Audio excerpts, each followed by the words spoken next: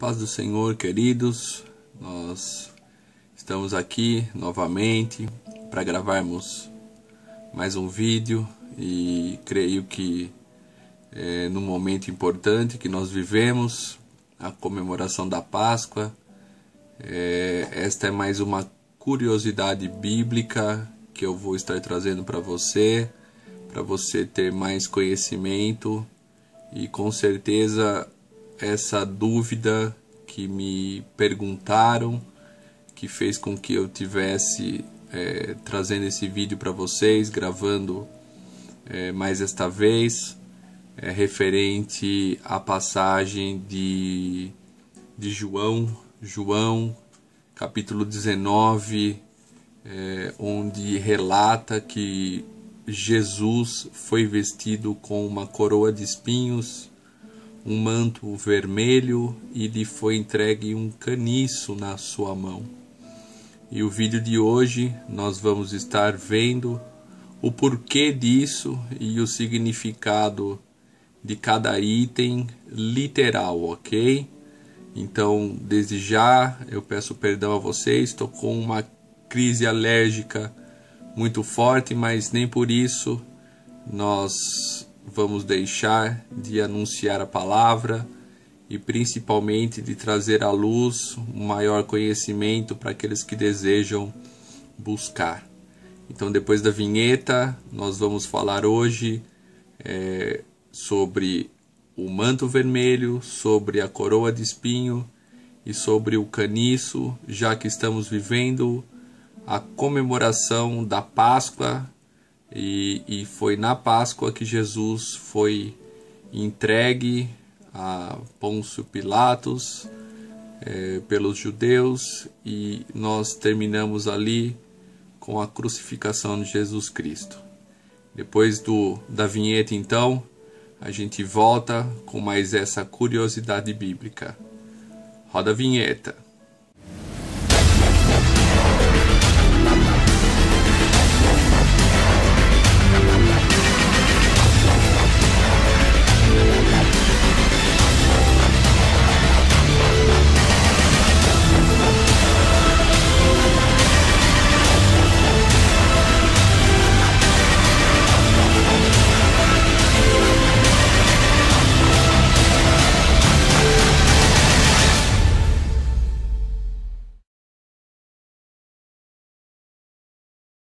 Então, queridos, como eu já disse, estamos aí vivendo um período de comemoração da Páscoa, onde Jesus foi entregue para ser julgado, condenado, mesmo sendo inocente, quando ele foi trocado ali por Barrabás.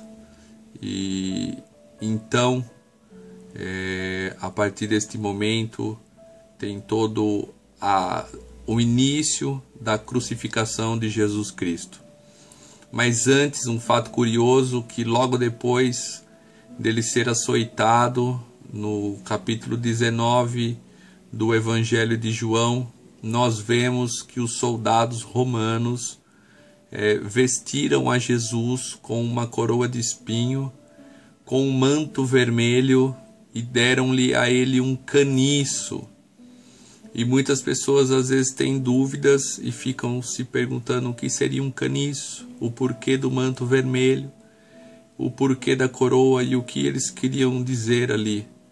Então nós vamos ver agora detalhadamente os 3 itens que é citado no capítulo 19 de João, ok?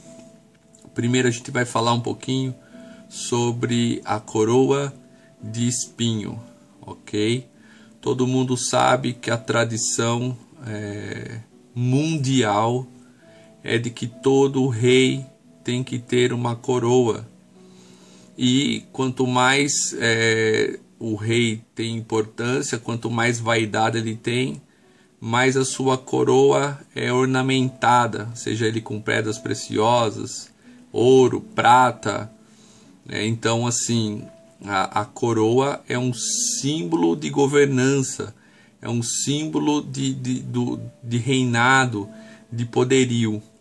Então, essa coroa de espinho que os soldados romanos colocaram sobre a cabeça de Jesus foi porque o povo dizia que ele era o rei dos judeus.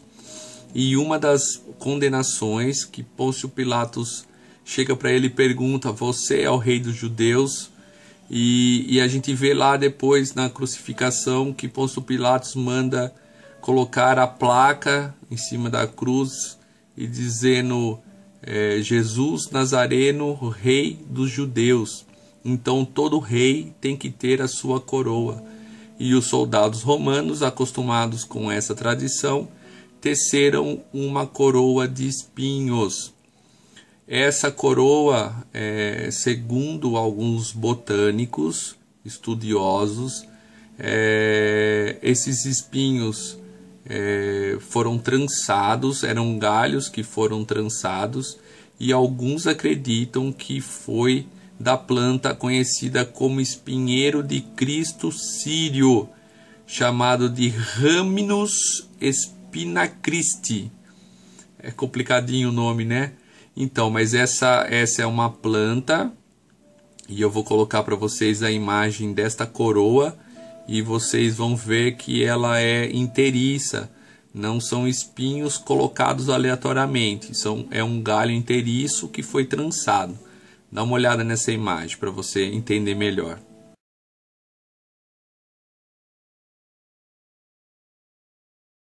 Legal, né? Então, assim, essa é uma coroa de espinhos que foi trançada pelos soldados romanos. Alguns outros botânicos também eles têm a entender que a coroa de espinho foi feita de uma árvore chamada acácia, ok? Os judeus e os egípcios, eles acreditam que essa planta simboliza a imortalidade. Olha que interessante, né?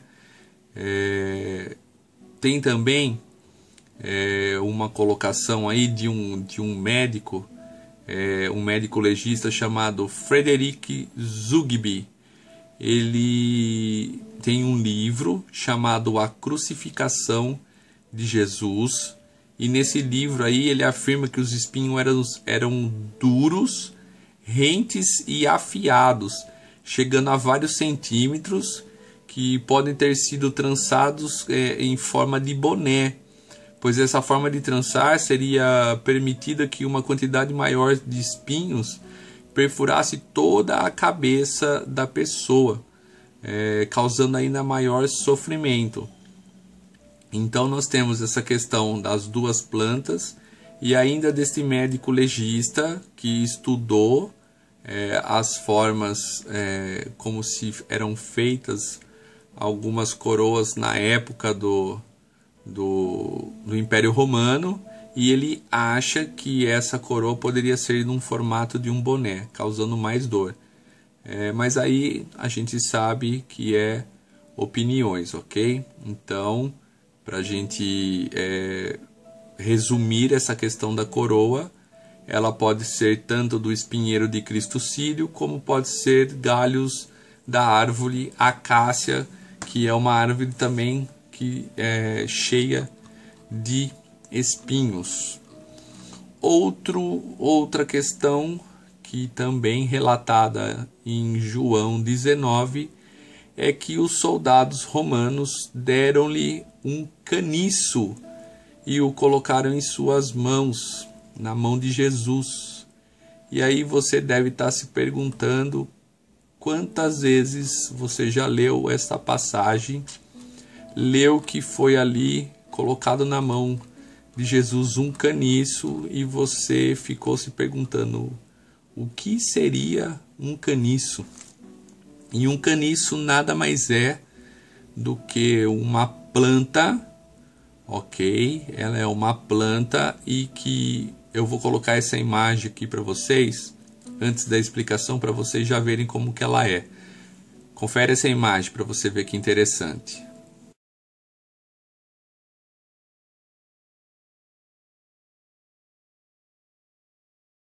Legal, né? Então essa imagem aí já foi bastante reveladora. O caniço nada mais é do que uma planta que ela não é literalmente um bambu e também não é literalmente uma cana. Ela fica mais próxima do junco, que geralmente o junco cresce em locais de brejo. Então ela fica entre o meio termo, ok? Então esse junco ou esse caniço, ele estava nas mãos dos soldados romanos, porque também era um instrumento de tortura que era utilizado para açoitar as pessoas. Devido à sua resistência ao impacto, quem já pegou um bambu e já tentou bater com esse bambu, principalmente quando ele está mais verde, já conferiu a resistência que tem esse bambu. Interessante que esse caniço também era resistente. E os soldados romanos, eles tinham em mãos, até porque Jesus tinha sido açoitado. Então, provavelmente, esse caniço foi utilizado contra a vida de Jesus também. E os soldados colocam na mão esse caniço. O porquê? Porque, como nós já dissemos, a coroa representa tradicionalmente um rei. E todo rei tem a sua coroa e também tem o seu cetro, ok? Tradicionalmente, nas culturas de mais de 1000 anos atrás, que a gente conhece a época medieval, a época dos impérios dos reis, todo reinado, o rei tinha o seu cetro, e nós sabemos que uma das curiosidades, principalmente na Bíblia, é que quando uma pessoa se apresentava ao rei sem ser anunciada, ou até mesmo sendo anunciada, o rei estendia o seu cetro para esta pessoa com o significado de que ele havia dado a ela a autoridade de estar em sua presença. Então, essa representação do caniço, colocada pelos romanos na mão de Jesus, é referente ao cetro que os reis tinham e utilizavam, ok?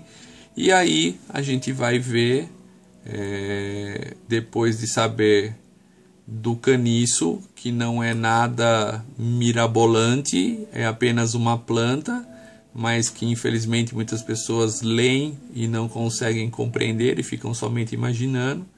Então você já sabe que essa planta, parecida com o junco, que tradicionalmente ele nasce em regiões de brejo.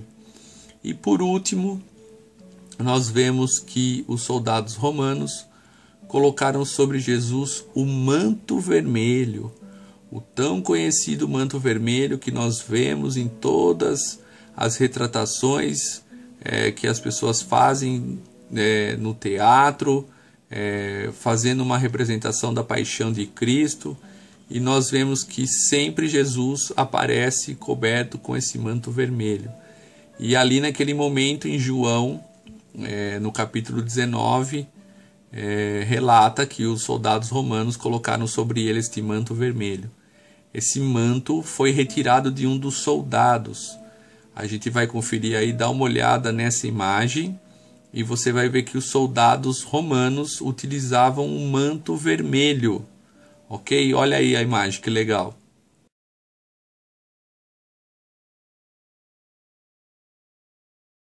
Interessante, né? Então, assim, os soldados tinham um manto vermelho sobre si. E aí eu vou fazer um parênteses e vou explicar alguma coisa, uma questão bem legal para vocês, que é sobre a cor vermelha, tá? Então, assim, o vermelho, obviamente, é uma cor, ela pode ser uma palavra utilizada para definir uma cor, assim como em latim a palavra para descrever o vermelho é coloratus em latim e colorado em espanhol, e significam vermelho, tanto vermelho como colorido, ok? Olha que interessante, em russo a palavra vermelho significa a palavra krasnoi, e ela significa tanto vermelho quanto belo. Então, quando nós vemos lá a Praça Vermelha de Moscou, ela também pode ser traduzida como uma praça bela de Moscou. Legal, né? Então, assim, antigamente, muito nos primórdios, no crescimento das nações e da humanidade, a gente vê que o sistema cromático girava em torno de uma tríade de cores, que era o preto, o branco e o vermelho. O branco representava aquilo que não tinha cor. O negro, obviamente, representava o que era sujo. E o vermelho era, na época, considerada a única cor existente. Interessante que aí eu vou entrar numa questão histórica, ok, queridos?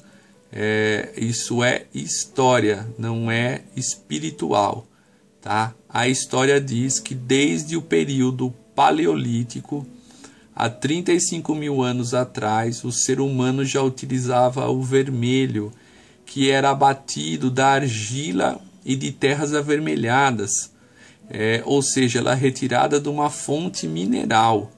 No período neolítico surge a erva garance, e essa erva ela produz uma raiz de cor avermelhada. E ao longo do tempo, as pessoas, no seu conhecimento, foram utilizando dessas raízes para poder criar a pigmentação vermelha. Vou colocar a imagem para vocês dessa planta aí, olha que legal.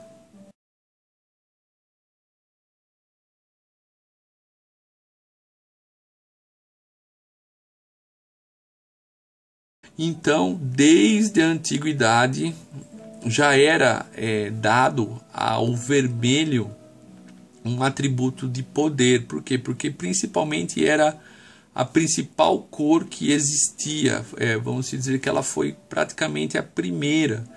E esse vermelho, tanto na questão de religião quanto na questão da guerra, ela era uma simbologia de poder.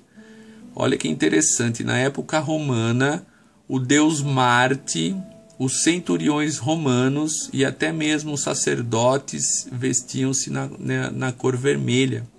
Inclusive o imperador romano. Olha que legal, eu vou colocar essa foto para você ter uma referência de como era o imperador, a vestimenta do imperador. Confere a foto.